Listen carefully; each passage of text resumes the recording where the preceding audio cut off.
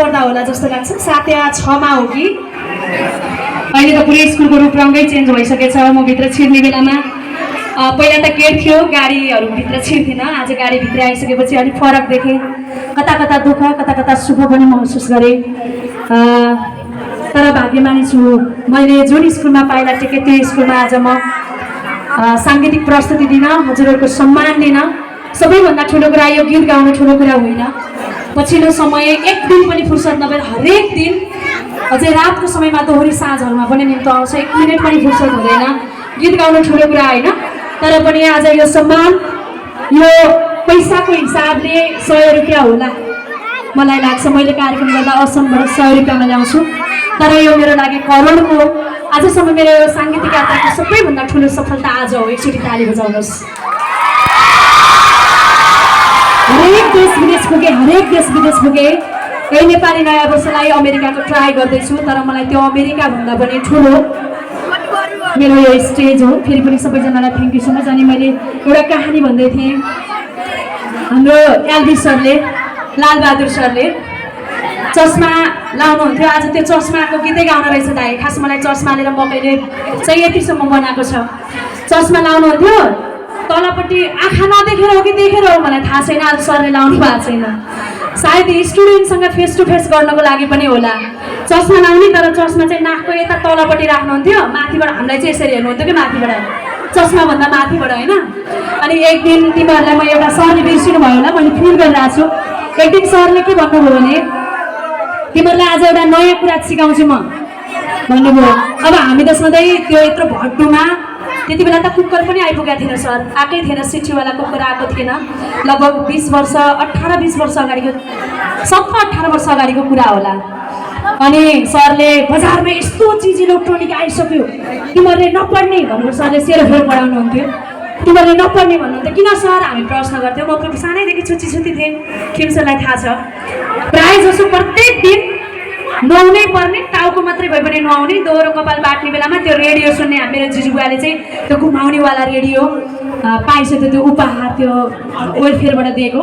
अनि कुखुराको खोरमाथि हामी दिदीबहिनीहरू सबैजनाले सुन्थ्यौँ। मलाई चाहिँ ध्यान के हुन्थ्यो, स्कुलमा आज प्रश्न गर्नुहुन्छ कुन दिवस हो अथवा आज के दिवस हो भनेर सोध्नुहुन्थ्यो। तर हामीले त्यति बेला एउटा भिस मिठाई पाइन्थ्यो, लगभग महिनामा 19 दिन जति मैले खान्थेँ होला सर, छुच्ची। अनि अर्काले लाइनमा छ्यास भनेको सुन्यो भने पनि त्यसले यसो भनेको आफूले नजाने पनि कान सुनेर पत्ता लाएर आफू भागिहाल्ने नि न। त्यस्तो थियो। सेरले अघि भन्दै थियो तिमीले मिठाई खाएको एकदम फिल गर्छु भनेर।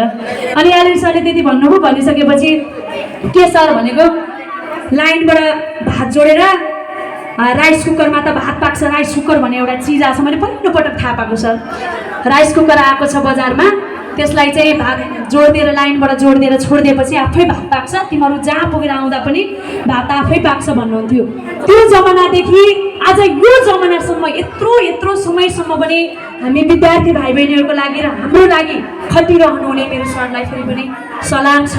खेम सर मैले जति बेला देखिरहन्थेँ, हाम्रो रामशरण सरहरू, हाम्रो कर्मज्योतिज्यूको पुरै चुनाव आइरहेछ। हार्दिक सफलताको शुभकामना। केहीमा उठ्दै हुनुहुन्छ भने गीत गाउन आउँला एक दिन भए पनि, पैसा केही चाहिँदैन। मेरो तनाउमा आउन पाएर हजुरहरूको छेउछेउमा रहन पाए हामीलाई आउनुहुन्छ।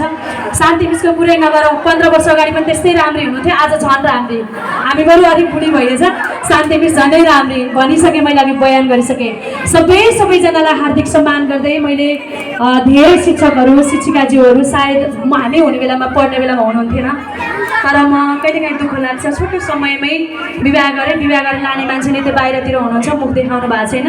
9 क्लास पढ्दा बिहा भइहाल्यो। त्यसपछि मेरो स्टडी त्यतिकै स्थगित भयो। मैले अहिलेसम्म पनि पढिरहेको छैन, तर फेरि मैले फिल गरिरहेको छु मलाई 2 मिनट फुर्सद भयो भने पनि म एसएलसी दिन्छु भन्ने चाहिँ मलाई फिल भइरहेछ।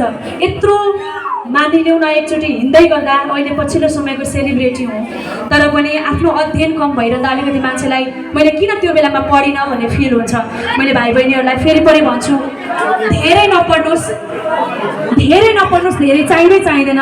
सक्नुहुन्छ भने ब्याचलर चाहिँ क्लियर गर्नुहोस्, डिग्रीसम्म पढ्नुहोस् म भन्दिनँ। छोरी मान्छेको जिन्दगी हो, विवाह गरेर जानुपर्छ, छोरा मान्छेको जिन्दगी हो, घर परिवार चलाउनुपर्छ, श्रीमती बिहा गरेको हुन्छ। धेरै म भन्दिनँ, ब्याचलर क्लियर गर्नुहोस्। अहिले भविष्य बोकेर अस्ट्रेलिया अमेरिका जाँदै गर्नुभएको विद्यार्थीहरूलाई अत्यन्तै सफल हुन्छ। मैले एउटा सुझाव दिँदै गर्दा यो देशको सेलिब्रेटी हुँ, तर पनि मलाई कहीँ न कहीँ कतै हान्छ राति सुत्ने बेलामा महसुस गर्छु, बिहान उठ्ने बेलामा महसुस गर्छु मसँग सबै चिज छ। मान्छे त्यस्तो नराम्री पनि होइन, यो अघि भनिहाले हाम्रो उहाँले यति राम्रो छोरी जन्माउनु भएको छ, नराम्री पनि होइन। साडी लाएर हिँड्दा मान्छे फुच्चिने छु, त्यति बेला पनि यस्तै थिएँ, अहिले पनि यस्तै नै छु। हरेक चिज छ, बोल्न सक्ने क्षमता छ, थोरै सानोतिनो 20% भए पनि कला छ, हजुरहरूलाई इन्जोय गराउने क्षमता छ, तर मसँग पढाइ छैन। अत्यन्तै दुःखी छु, त्यस कारणले गर्दा यो भाइ बहिनीहरूलाई फेरि पनि सफलताको शुभकामना। अध्ययन राम्रो गर्नुहोला, पोजिटिभ भाइब्स लिएर हिँड्नुहोला। म जस्तै 8-9 क्लासमै बिहा नगर्नु होला, बिहा गरे पनि पढाइलाई निरन्तरता दिनुहोला। केही बाध्यात्मक परिस्थितिमा पर्दा पनि 2-4 वर्ष स्कुल ब्याक भयो भने पनि पढ्नु होला। हजुर जस्तै सानो मेरो पनि छोरा भइसक्यो 13 वर्षको, तर त्यो छोरालाई चिन्ता लाग्छ, आफूले समय दिन भ्याउँदिनँ। अनि बाबुलाई सधैँभरि मैले पढ्दै हुन्थ्यो भन्ने लाग्छ मलाई। मैले फेरि पनि भने धेरै पढ्नु पर्दैन, सक्दा ब्याचलर क्लियर, नसक्दा 12 क्लियर गर्नु होला। सबैजनालाई हार्दिक शुभकामना। डिग्री क्लियर गर्नुभयो भने त फेरि अर्को 10 वर्षपछि हामी जस्तै सम्मानित भइहाल्नुहुन्छ। सबैजनालाई हार्दिक सम्मान गर्दै फेरि मेरो उहाँलाई एकचोटि जोड्दै सबैजनालाई नमस्ते बुझा, थ्याङ्क यू सो मच।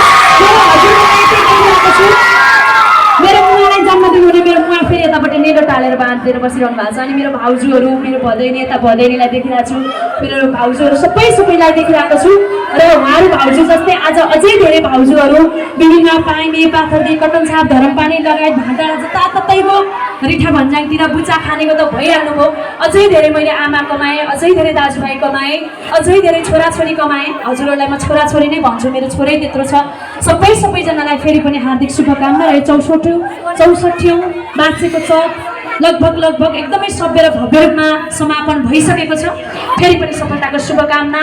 हजारौँ बाँचेको सब देख्न पाऊँ, हजारौँ बाँचेको सब मनाउन पाओस् यो स्कुलले। हामी रहौँला या नरहौँला, तर यो स्कुल सधैँ रहिरहोस्, सधैँ बाँचिरहोस्।